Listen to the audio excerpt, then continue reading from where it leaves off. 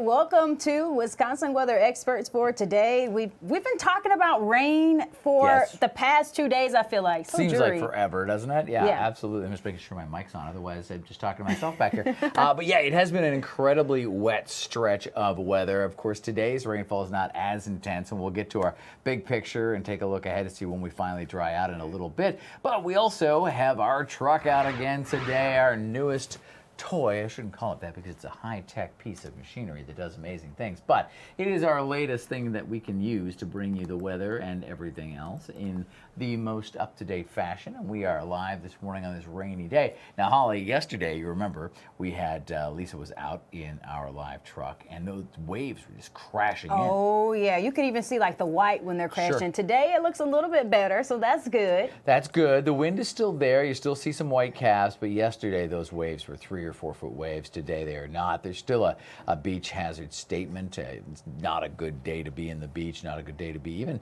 too close to the water. A lot of times, like yesterday, folks will go down and try to get something cool for Instagram, right? Oh, yeah. And then, unfortunately, you fall in or cause problems. The water temperature itself is hazardous at this point. It's still only around 40 degrees. So you combine that with the wind and the choppy conditions, it's just not a good place to hang out. We'll continue to check in with our live truck out there this morning, give you a few more views of this rather gray day today. And those numbers are starting to add up. Oh, yeah. They're just climbing because earlier today, I didn't even see a lot of areas at least getting over 2 inches of rain. But here we are now, especially for some of our northern communities, they have already been seeing over 2 inches in Saukville, about 2.30 inches, all the way down to about Cedar Grove. They should almost be at that 2-inch mark by the end of the day today, considering that we have more rain on the way. But in between there, a lot of areas trending closer to that 2-inch mark. Yeah, I think a lot of folks will be 2.5 plus by the time we're all said and done. Might not get to our last raindrops until close to noon tomorrow. So hang in there. I know it's tough. It's making me sleepy.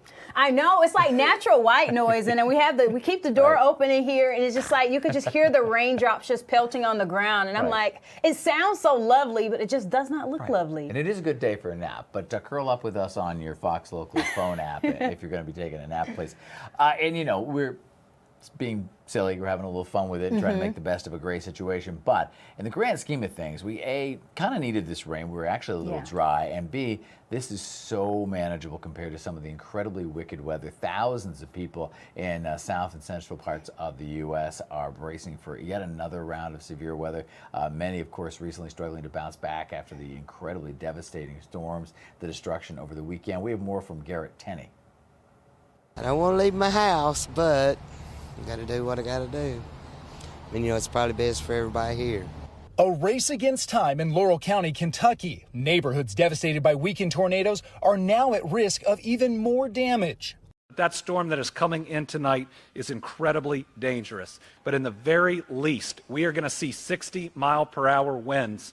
It is simply unsafe to be around that much debris with this level of wind. Kentucky Governor Andy Beshear telling residents to evacuate the area by 6 p.m. local time, saying anyone who stays is putting themselves severely at risk. I've been here for 3 days now, from daylight to dark. We leave after it gets dark and haul it and put it places and just trying to get it moved out so you can salvage whatever you can. His order came as residents spent another day cleaning up after days of deadly tornadoes, thunderstorms, and heavy rain. The extreme weather killing more than 24 people and impacting thousands from Texas to Virginia. I found me some shoes today and some more pictures and just memories because they say more storms are coming, so we've got to get things cleaned up before more storms get in here. While volunteers are helping in the cleanup process, officials warn residents to stay alert. Incoming storms could bring damaging winds, hail, tornadoes, and possible flash flooding. Governor Beshear also telling folks in Kentucky not to rely on NOAA radios for weather alerts, as the system will be down for the next several days as part of scheduled system updates. In London, Kentucky, I'm Garrett Tenney, Fox News. those scenes, I mean, it just looks like a landfill. I mean, I know. Those houses are reduced to complete rubble, and you see folks just trying to salvage, crock pots and whatever Yeah. might have survived all of that. Some very tragic scenes there. A fascinating scene here as we shift now, a video of a funnel cloud, the city of Madison, not our Madison, but in northern Alabama. And this was on Tuesday, so it came after the National Weather Service warned of some severe storms moving through into Alabama, Mississippi, and Tennessee. Of course, as you just heard, storms have been ravaging that central and southeast region for a while now. More than 24 people have been either injured or killed there, and just destroying thousands of homes at this point. But the fascinating weather video captured there with that funnel cloud again, city of Madison, but in northern Alabama on Tuesday. So we're happy back here at home to have gray skies and pretty manageable weather as long as you've got a bit of a plan. It might slow you down a bit for the drive, but a lot more manageable than what those folks have gone through. Oh yeah, definitely manageable. Even the cooler temperatures are a little bit more manageable this go around, considering that we've actually dealt with cooler weather as well, like even cooler weather than what we're seeing now. I know we're in May and we're hoping for warmer weather. We will get that though. By the end of the week, it'll be a little bit warmer than what we are right now. But here's a look at our satellite and radar for at least southeast Wisconsin, but a bigger look at the picture across the state. We're still dealing with that rain, but you also see just that white lining as well. That's clouds. We're dealing with a lot of those clouds. So everybody's dealing with overcast skies. So that's also what's making us look so gray. But we're really not the only people that's still dealing with this rain.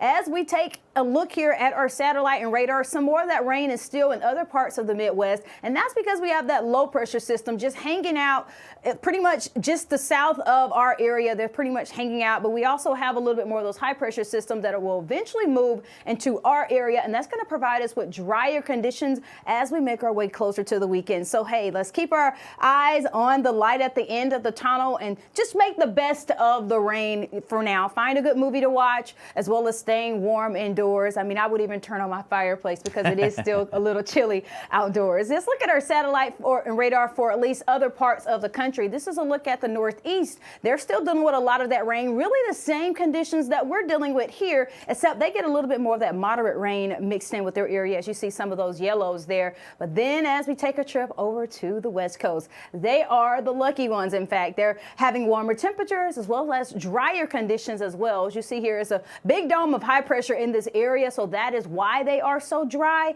And we will definitely start to hop on that trend as we head towards at least the end of Thursday into Friday and the weekend. Let's take a look here on the Sky Vision Plus, though, as we plan ahead for at least this afternoon. You see that rain is going to continue to dominate our area, at least for some of those northern areas across the state. They will trend a little bit drier as we make our way towards the evening. They'll continue to have those clouds and maybe a few scattered showers. That will be our trend as we get at least closer into Thursday. Overnight, that rain is going to continue to be steady for areas south and even the central parts of the state of Wisconsin. Maybe a few showers even just off to the west, but really not much. So we're going to be at the tail end of all of this rain. But I'll tell you, this is much needed rain, and good thing to know, we don't really have any warnings in our area. We don't have to worry about flash flooding warnings from a lot of this rain as well. So we are pretty lucky, and this is rain that I'm sure all the farmers could use as well, especially as we get deeper into spring and summer.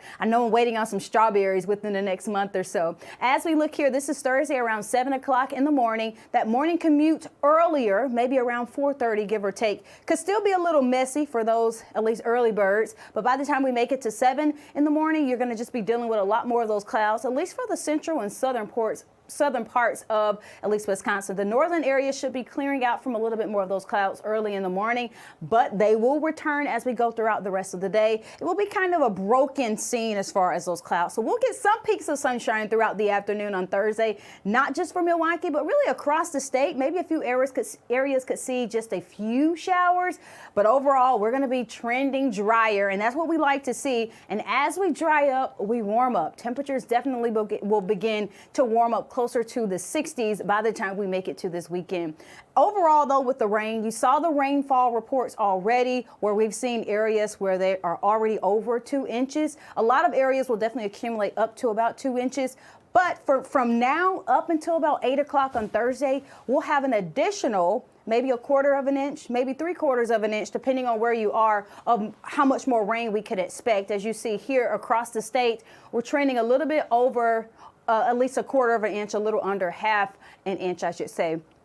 As we look at our wind gusts today, wind, not necessarily super windy, but we do have that wind that is still present. So that could also make these temperatures outdoors feel a little bit more on the cooler side. And I hate when the rain is blowing sideways, because then it's cold and then you're wet. So definitely try to keep dry, have that raincoat handy, have the umbrella handy. If you're like me, I'm kind of the person that points where the rain is falling. That's where I pretty much have my umbrella to kind of help me stay pretty dry. But as we look at our forecasted highs for today, we don't really warm up that much for the Milwaukee region. They stay at about 48 degrees, but everybody else pretty much gets to at least the 50s. 54 in Wausau for a high today, 53 in Green Bay, 50 in Madison. The lower 50s is looking like the trend, and surprisingly, the northern areas are a little bit warmer. Rhineland are going to be checking in at about 55 degrees for a high today, but that will eventually be a lot of our areas as we gradually warm up throughout the rest of this week. Speaking of which, here's a look at that high temperature trend. You see, today is going to be the coolest day of the week, and then you'll gradually start to warm up a little bit more. We'll get to the 60s by the time we make it to the weekend, and then we'll pretty much stay there starting the week. So we're going to be getting warmer, so there's better news on the way. But hang on tight, folks, for all of the rain that we still have left to go. Yeah, we've got quite a lot to go. And as you pointed out, some of the northern counties there are going to be a little bit warmer as the rain stops a bit earlier for them. But hey, even though we have some raindrops on the lens and we've had an inch or two worth of rain, we're not dealing with flooding because we were dry going into this. Meanwhile, on the other side of this planet, in Australia, they're being stranded because of the widespread flooding there. States of emergency, they've got an enormous amount of rainfall, says the emergency services minister there. It's fallen all over the southwest coast of Australia. Emergency crews conducting over 150 rescues by boat and helicopters so far. Thousands of people are still cut off by those floodwaters and are without power. We've got a situation here where the rain really has been falling quite heavily and quite hard, and it hasn't been moving away. Part of that is because the ground is so saturated.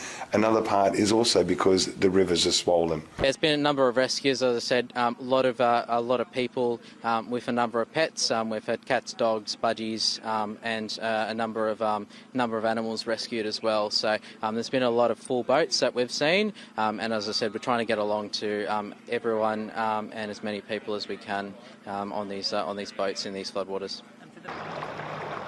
Yeah, and as you heard there in the clip, you know, the soil is saturated in their case. They've received so much rain that obviously the soil can't keep up with it. Obviously the rivers are being overrun of their banks and just kind of going off into different housing areas, and the numerous boat rescues being required. Again, we didn't see nearly the amount of rain, and we were dry going into this inch or two that we picked up in the last 24 to 48 hours, so that made our situation a lot more manageable. I'm very happy to say. All right, stick around. We've got a lot more of the Wisconsin weather experts coming up in just a bit. We'll get some more live pics. There we go from our live truck. It's still pretty choppy out there on Lake Michigan. When we come back, we're going to talk a bit more about hail and take you on a trip around the world.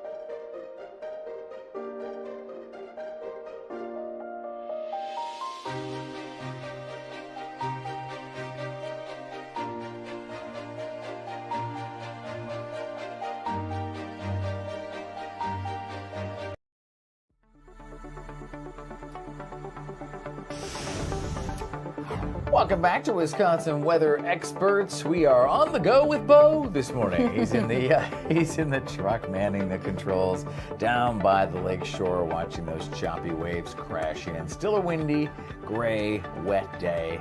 And 24 hours from now, it'll get a lot better, but still have some raindrops to get through.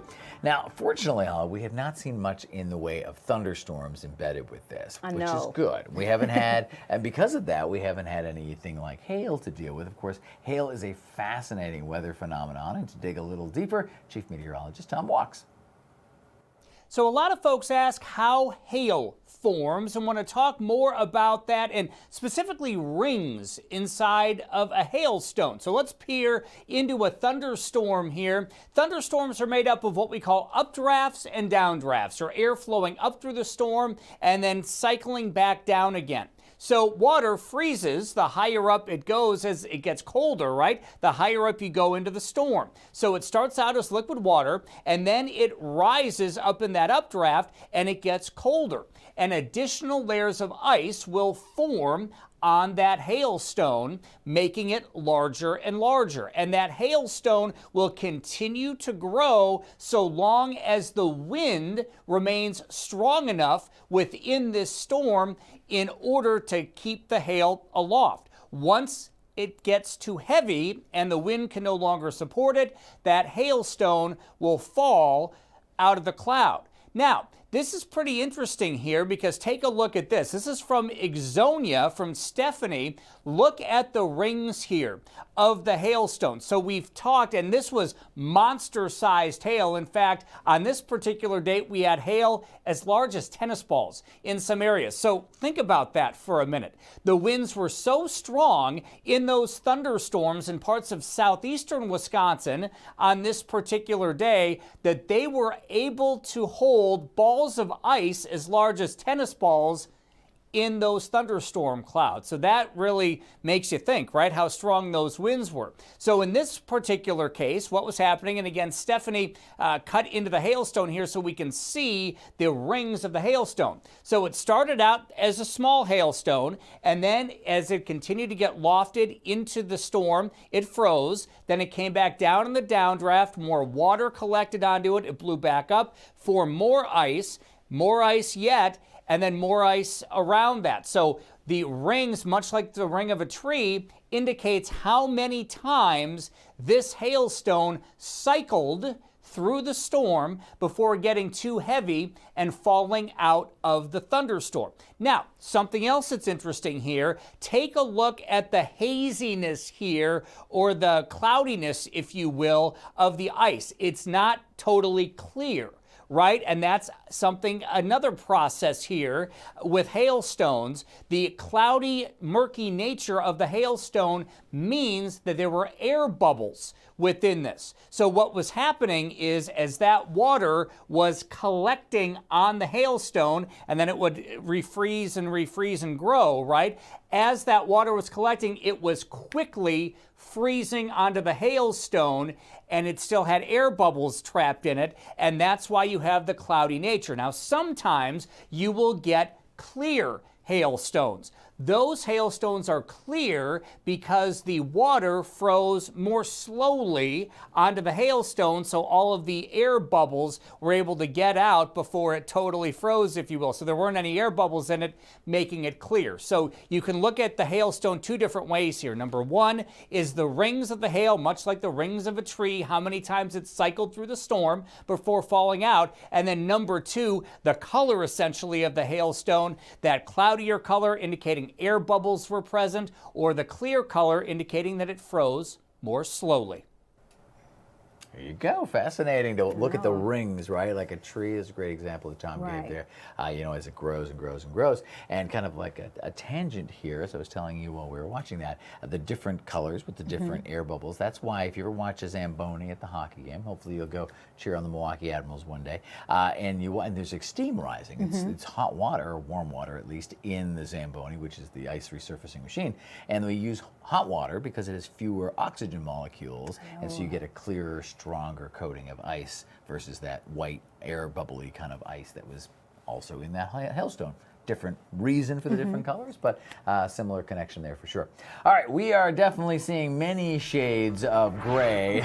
We saw different shades of white in the hailstone. We got many, many shades of gray, and it's not nearly as exciting as the book series. We'll be back, though, with a lot more excitement here on Wisconsin Weather Experts.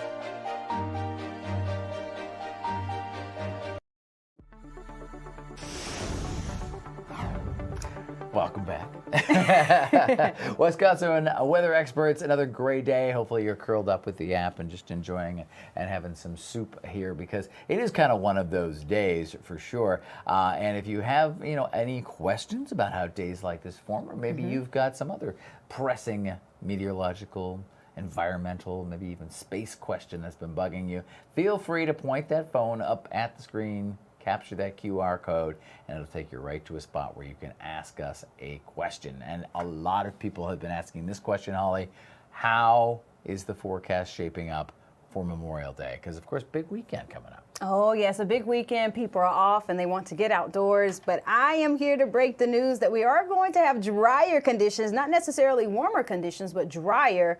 We will be at least in the 60s, so it could be a little chilly, but we will have partly cloudy skies, so that's going to be better than what we're seeing right now. As we move into Sunday's forecast, same situation is going to be very similar to Saturday. So those 2 days combined will still be overall great days. I'm sure people will be out at least putting some food or some meat on the grill, maybe some bratwurst. I know that's like popular in this area. Sure is. And then as we head into Memorial Day, you can expect us to pretty much warm up just maybe 2 degrees more. We'll still stay in the 60s, but we do have a chance for some showers. We'll get some clouds and maybe some dry time as well, but don't rule out any of the showers. Have that umbrella handy. Maybe set up that tent if you're going to be grilling out, or umbrella if you're going to be grilling out on Memorial Day. There you go. And a decent weekend, all things considered. And of course, take some time on this Memorial Day weekend to remember what it is we're taking time to remember. Of course, everyone that gave the ultimate sacrifice so that we could have some time to enjoy our backyard grills and things like that.